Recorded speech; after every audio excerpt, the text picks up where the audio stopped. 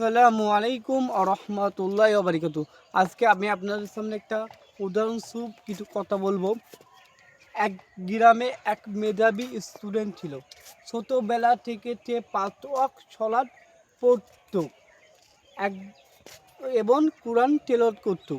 সে স্বপ্ন দেখত যে সে একদিন বড় আলেম হবে এবং সে সফল মানুষ হবে। শিক্ষকরা বলত তুমি অনেক দূরে যাবে ইনশাআল্লাহ। তারপর সে কলেজে উঠল এবং তার জীবনে আগমন করলো একজন নারী বা একজন মেয়ে, এবং শুধু আগমন করলো না, সে সাধারণত তার সাথে কথা বলতো, মানে ধীরে ধীরে সে কথা বলতো। তো তারপর যোগাযোগ শুরু হলো। তারপরে সে ভাবতো যে এটাতে কোনো সমস্যা নেই, কিন্তু তাকে শয়তান ধীরে ধীরে গুনার দিকে নিক্ষেপ করলো এবং সে গুনার দিকে চলে গেল। তারপরে সে আস্তে আস্তে তার ইচ্ছা বুঝতে পারলো না। আল্লাহ রাব্বুল আমিন কোরআনে বলেছেন যে ওয়ালা তাকরাবু যিনা ইন্নাহু কানা ফাহিশাতান ওয়া সাআ সাবিলান।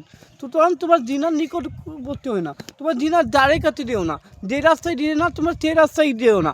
কিন্তু সেই ছেলেটি ধীরে ধীরে কী করলো, পড়াশোনা বন্ধ করে দিল, কমিয়ে দিল, এবং সে তাহাজ্জুদ পড়া বন্ধ করে দিল, এবং সে কী করলো, সে নামাজ কাদা করলো শুধুমাত্র সেই মেয়েটির সাথে কথা বলার জন্য।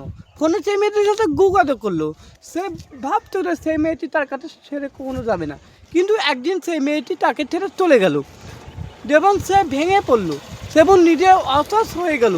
হতাশ হলো না শুধু, সে তখন কী ভাবলো যে তার জীবনে মেয়েটিকে হারিয়ে ফেললো। ভালো করে বুঝেন, মেয়েটি তাকে ছেড়ে চলে গেল। শুধু ছেড়ে চলে গেল না, শুধু সে তার ভবিষ্যৎকে নিজে নষ্ট করলো, নিজের কেরিয়ারকে সে ধ্বংস করে ফেললো, সে নিজেকে হেফাজত রাখতে পারলো না। সেরকম আমাদের উচিত যে নিজের হেফাজত রাখতে, দুনিয়ার মায়ায় পড়ে গেল। আল্লাহ রাসূল সাল্লাল্লাহু বলছেন আর দুনিয়া সিজনুন ওয়াল মুমিনিন জান্নাতুন লিল কাফিরিন। দুনিয়া তো মুমিনদের জন্য জেলখানা, আর কাফেরদের জন্য এটি হলো জান্নাত। তাহলে সে কিন্তু এটা বুঝতে পারলো না, যে তার মায়ের মধ্যে পড়ে গেল। তাহলে বর্তমানে অধিকাংশ ছাত্রছাত্রীরা বলেন যে আগে আমি ভালো স্টুডেন্ট ছিলাম, কিন্তু আমি যখন মেয়েদের পাল্লায় পড়ি তখন আমি খারাপ হয়ে গেলাম। দোষটা আমাদের। কারণ কেন আমরা মেয়েদের সাথে মিশবো, আমরা কেন মেয়েদের সাথে কথা বলবো? দেখো, নারী তোমার জীবনে আসবে, কিন্তু নারী তোমার জীবন থেকে চলে যাবে, এটাই বাস্তবতা।